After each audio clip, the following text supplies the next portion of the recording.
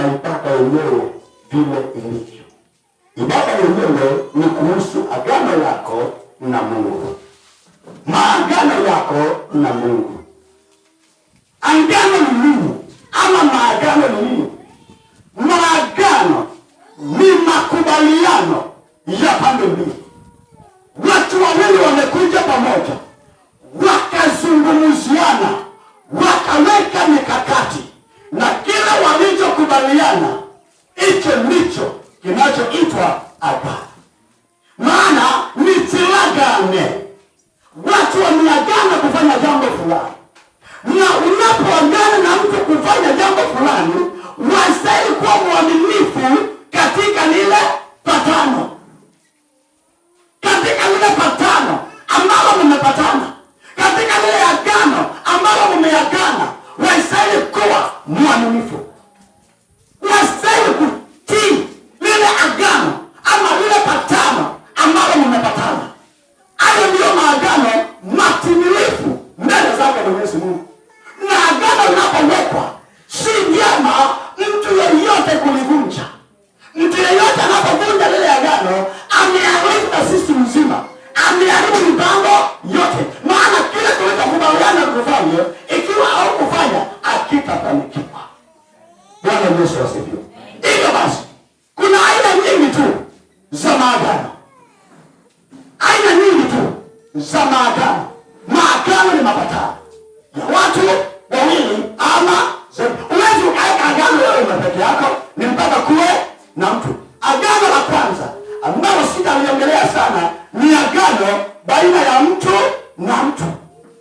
Watu wanapofikia kiwango cha kuoana, ama kuna mambo wanakaa chini na wanayaongea na wanayapitisha na wanakubaliana, hilo linakuwa agano la ndoa.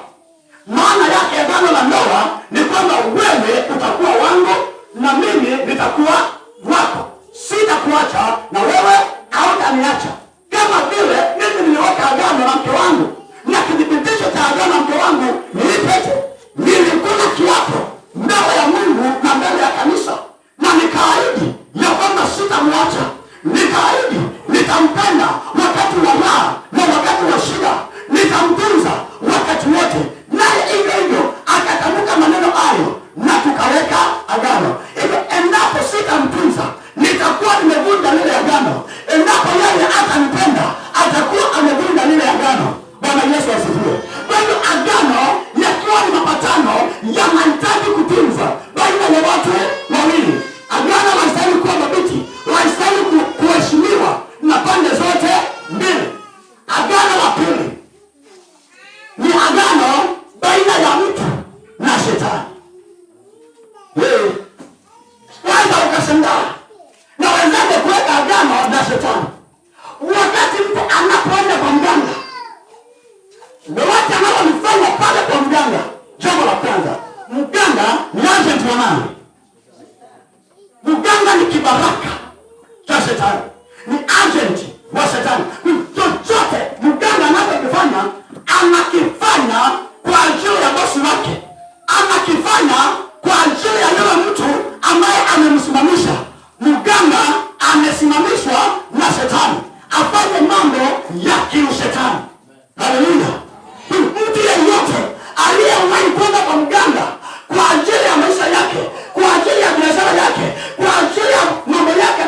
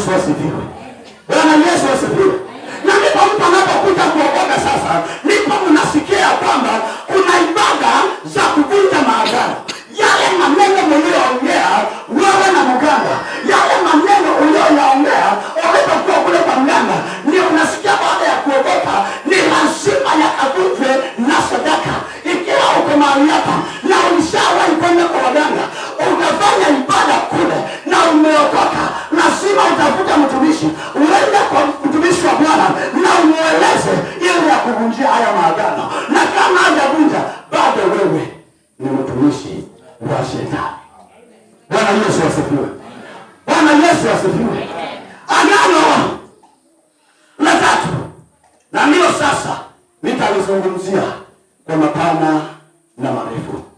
Agano la tatu ni kati ya mtu na Mungu. Kati ya mtu na Mungu. Tunapozungumzia agano baina ya mtu na Mungu, sasa hapa ni mtu mwenyewe anaongea mbele za Mungu. Anamwambia Mungu yale maneno ambayo atayafanya, yale maneno ambayo ataenda kuyatenda mbele zake Mwenyezi Mungu. Hilo ndio agano baina ya mtu na Mungu. Mara nyingi wanadamu ni waongo, wanaweka agano, wanaweka patana na Mungu na wanakosa kulifanya.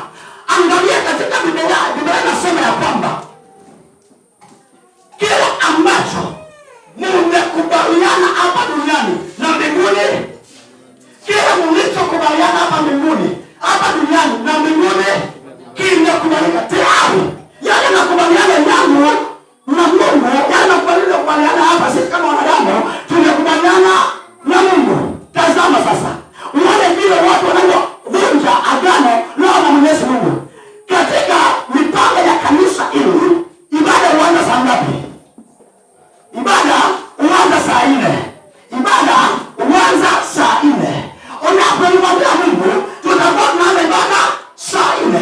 Sasa mwanadamu anapokosa kufika saa 4, hatua ya kwanza ni kwamba ameliharifu agano, amevunja mapatano yake na Mungu. Wakati unaposema mimi nitamtolea Mungu kitu fulani, umeweka agano lako na Mungu, maana umetamka na kile chako ya kwamba nitatoa hili kwa ajili ya Bwana. Wakati unapokosa kuitoa, umevunja agano lako na Mungu. Wacha tuone, nipate mtu anisomee kitabu cha Ezra mlango wa 10. Kitabu cha Ezra mlango wa 10. Kitabu cha Ezra mlango wa 10 na mstari wa 3.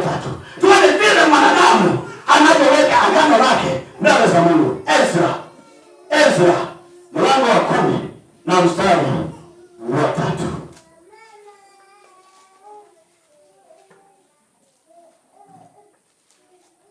Tuone watu wa kufungua Biblia haraka.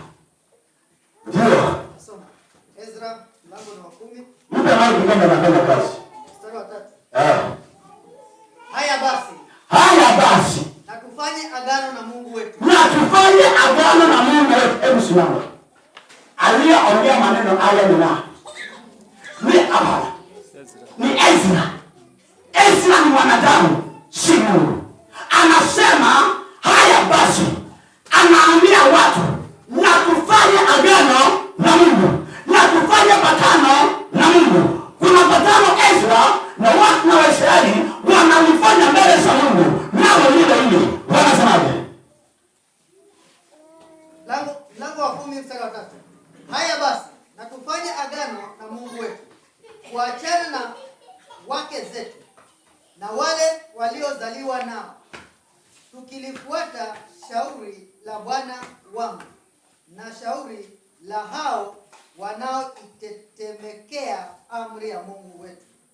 Mambo haya na yatendeke kwa kuifuata Torati. Bwana Yesu asifiwe. Tunaona mtumishi wa Mungu Ezra anakusanya wale watu ambao alikuwa anawaongoza. Anawaambia haya sasa, na tufanye agano na Mungu wetu. Agano nalo ndilo hili, patano ndilo hili, na warejeshe wale wake waliokuwa wamewaoa pamoja na uzao wao. Anamaanisha nini? Wana wa Israeli walipokombolewa waliambiwa washike njia, na katika ile nchi watakayofika wasiowe wala wasioze wana wa wale mabinti. Na walipofika wakaona wasichana wazuri. Walipoona wasichana wazuri, wanaume wakawaka tamaa, wakawaoa wale wanawake, wakawa ni wake zao. Na wale vijana wa Israeli wakawaona mabinti wazuri wa nchi ile, wakafikia yani kwa ufupi kwamba waliozana, pande hii ikawa na pande ile ikawa. Bwana Yesu asifiwe. Sasa kukawa kuna vita vinaendelea. Wale Waisraeli walipokwenda kwa vita walipigwa sana.